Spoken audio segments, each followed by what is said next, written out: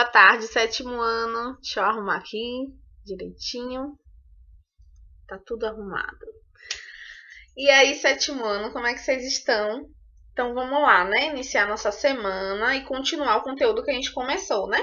A gente começou falando um pouco do conceito de ecossistema, do que era ecossistema. Aí eu passei aquele. Só o número 3, não foi? Se eu não me engano, foi só o número 3 do exercíciozinho da página 145, né? Que era para vocês pensarem. Isso aqui eu tô abaixando a cabeça porque eu tô olhando o livro aqui embaixo, tá? Que era para vocês pensarem pontos turísticos do estado em que você mora. Qual é o estado que a gente mora? A Bahia, né? Então a gente mora no estado da Bahia. Então, desses pontos turísticos, existem vários pontos turísticos na Bahia, só que quais deles são paisagens naturais? Como são essas paisagens? Então, vamos pensar de paisagem natural? Um exemplo. Primeiro eu vou pular lá para o litoral, que é a parte da praia, né? Então nós temos praias lindíssimas na Bahia inteira. E a Bahia, se a gente olhar no mapa, tem uma extensão bem grande de praias. Então tem a praia do litoral norte, tem aquela região central ali de praias e tem o litoral sul. Então é bem gigante a parte de praias da Bahia. Então a gente vai ter o mar, né? Vai ter todos os ecossistemas existentes no mar, na beira do mar também, nos locais que são preservados, as matas que são beira-mar. Então tem um monte de ecossistema ali e um monte de gente vai para a praia, visita, pessoas saem de outros países para vir conhecer a Bahia aqui no Brasil, no nosso estado, né? E aí, eu falei também, pertinho da gente, né? Não só são esses dois, eu vou falar desses dois principais, certo? Mais perto da gente, a gente tem, né, a nossa região, nosso território da Chapada Diamantina, né? Que tem várias cachoeiras, várias grutas, tem cachoeira aqui em Boninal, tem cachoeira perto aí do Lagoão, relativamente perto, que é a Cachoeira do Brejo, né? Então são paisagens naturais. Não só tem cachoeira na Chapada, né? Tem além da cachoeira, né? Tem o decorrer dos rios que tem aqui, vários rios tem em várias cidades. E aí tem também as grutas, né, gente? Então tem muito, muito lugar interessante e bonito de se conhecer. Né? Então, os locais naturais, as pessoas sempre visitam, sempre gostam, sempre se sentem bem, né? E todos esses locais a gente está falando de ecossistema, certo? Lembrando também que, né, como vocês são sétimo ano e estão tendo aula também de horticultura, você tem que pensar também na região onde se planta. Porque a região onde se planta tem os componentes não vivos e tem os componentes vivos também daquele local onde você está plantando. Então, quando você mexe com plantação, você também está agindo no ecossistema daquele lugar. Ou você pode estar ajudando os animais, os insetos, os pássaros, as plantas ali na região onde você planta, ou você pode também estar prejudicando, matando tudo só para plantar uma coisa. Não é isso? Porque às vezes tem uma região que tá tipo uma florestinha, cheio de árvores diferentes, plantas diferentes, uma região bem bonita. Aí alguém vai lá, destrói tudo, ou para botar gado dentro, para pisotear, destruir tudo, ou então destrói tudo para plantar só tomate. Eu vou dar um exemplo. Então você fez o que aí? Uma monocultura, você vai plantar uma coisa só. E aí, o que é que acontece? Ali que tinham vários animais tendo relações ecológicas, você acabou de destruir tudo ali. E de quebra ainda bota veneno. Então, assim, você também está mexendo com o ecossistema daquele local. Mas, Bruna, você falou aí de relações ecológicas. Como assim? Por que eu falei isso?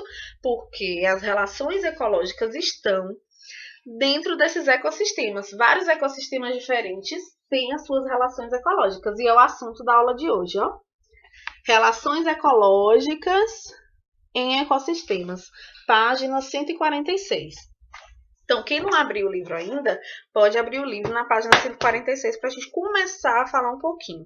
Como esse assunto é um pouco grande, não vai dar tempo de ver tudo isso, não. Então, a gente vai falando um pouquinho, vou vendo o tipo do vídeo. Quando eu ver que o vídeo já está ficando muito grande, aí eu pego e finalizo, tá certo? Então, vamos lá. Primeiro, né, vocês vão já ter feito uma leitura sobre isso, mas aí tá falando, né, dos ecossistemas, das relações entre esses seres vivos. E essas relações, principalmente nesse parágrafo aqui, ó, exatamente nesse parágrafo aqui, ele está falando, né, que essas interações entre indivíduos pode ser indivíduos da mesma espécie, pode ser indivíduos de espécies diferentes, e essas relações pode ter beneficiar, vem da palavra bem, uma coisa boa, vai trazer benefício. Pode beneficiar ambas as partes, ou pode beneficiar uma parte só e a outra ser prejudicada, ou às vezes a outra nem é prejudicada, mas só uma está sendo beneficiada, né? Ou às vezes uma relação prejudica a outra e por aí vai. Ou pode trazer prejuízo até para as duas partes. Então, as relações da natureza não necessariamente vão ser relações harmoniosas, tudo lindo, tudo maravilhoso. Às vezes um vai estar se beneficiando e o outro está sendo prejudicado. Mas, quando você estuda a natureza como um todo, tudo que ocorre naturalmente, a própria natureza se encarrega de se reorganizar. Então, assim, às vezes tem algumas coisas que aparentemente é ruim na natureza, mas que depois você vê que a natureza consegue se rearranjar e tá tudo certo. Um exemplo, um determinado animal que se alimenta do outro, ele come o outro. Lógico que você pensa assim, você pensa, oh, coitadinho do outro, o outro morreu. Mas, de certa forma, é importante. Se não tivesse esse animal para comer ele, ia ter muita população dele, ia ter muito, muito, muito, muito, ia ser um exagero. E aí, até o que ele se alimenta também ia deixar de existir, porque ele ia sair comendo tudo. Então, é importante existir um se alimentando do outro. Então, é por isso que às vezes, quando a gente vai estudar em agricultura, a gente vê que o que a gente chama de praga, na verdade não é praga, é porque está sendo plantada uma determinada coisa, que está tendo um excesso daquele determinado animal. E aquele animal está comendo aquela planta. Só que se você organizar todo o sistema para ter um outro animal que se alimenta dele, as coisas vão ficar equilibradas e aí você vai perder pouca coisa na plantação, certo? Então existem várias formas de tentar organizar aquilo dali sem necessariamente estar utilizando um veneno. Por isso que eu sempre vou estar puxando para a agricultura, porque a gente está falando muito de agroecologia. E aí a gente está estudando, dentro de ecologia, o assunto de relações ecológicas, certo? Dentro dos ecossistemas. Então tá tudo dentro da ecologia também. Um outro exemplo que eu quero falar com vocês, que eu achei interessante, que uma vez eu aprendi, né? Que é um exemplo. Onde vivem os elefantes, eles às vezes eles só andam em bandos, né? Ele não fica sozinho. Então sempre tá a família de elefantes. Os elefantes são grandões, a gente sabe, né? Pesadão e tal. Mesmo que a gente não tenha visto elefante de perto, né? Eu mesmo acho que eu nunca vi. Se eu vi foi em circo. Mas eu nem tô lembrada, mas eu acho que eu já vi em circo. O que é horrível, né? Porque em circo não tem um bom tratamento o elefante. Mas no ambiente natural, a gente vê, né? Sabe que o elefante é grandão, pesadão. Então, onde ele vai passando, ele vai derrubando tudo. Então, ele tá ali andando nas florestas, né? E aí ele vai derrubando tudo, andando todo mundo junto, acaba pisoteando as coisas e tal.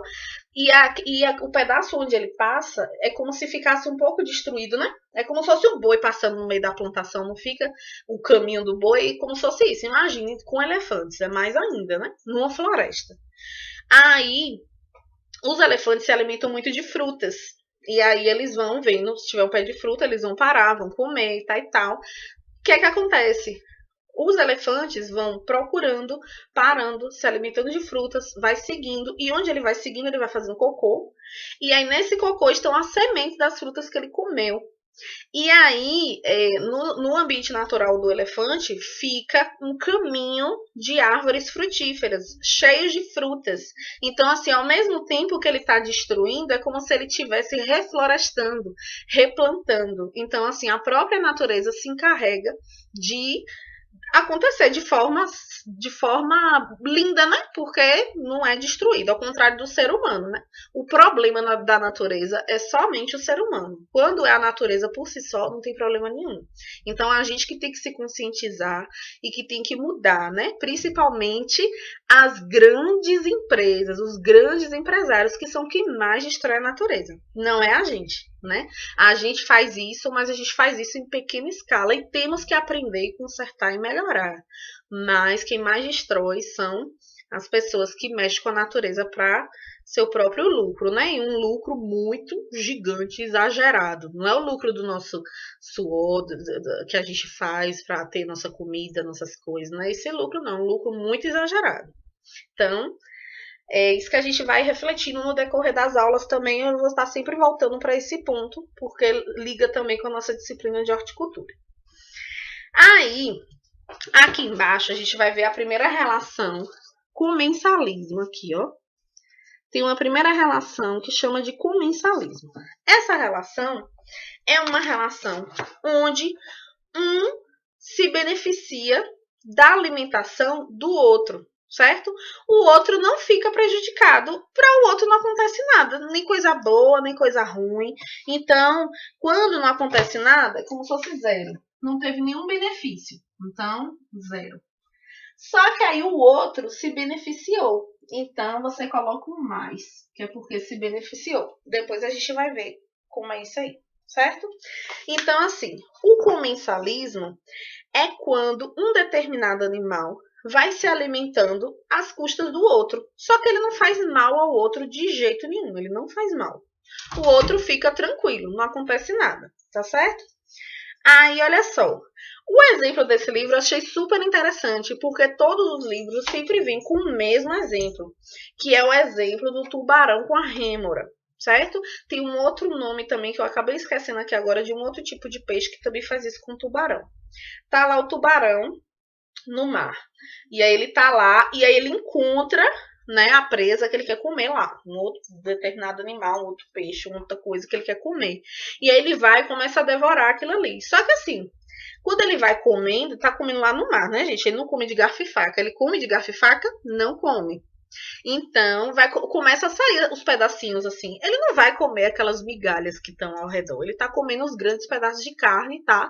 Saindo da boca dele ali. E aí a rêmora, ela tem tipo um ganchozinho que ela se fixa assim, ó, na parte de baixo do tubarão. Como se o tubarão estivesse aqui, ó, nadando, ela se fixa aqui embaixo do tubarão e fica ali de boa, ó.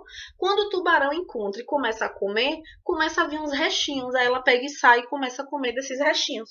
Então ela come dos restos do tubarão. Ela não tá fazendo mal a ele, não tá deixando ele comer menos, ele não tá passando fome, nem tendo que dividir, nem nada. Ela só tá comendo ali dos restinhos dele. Certo? Então esse é o exemplo que tem em todos os livros. No livro de vocês veio um exemplo novo, um exemplo que nem eu mesma sabia. E eu achei bem interessante. Aí eu quero que vocês leiam aí.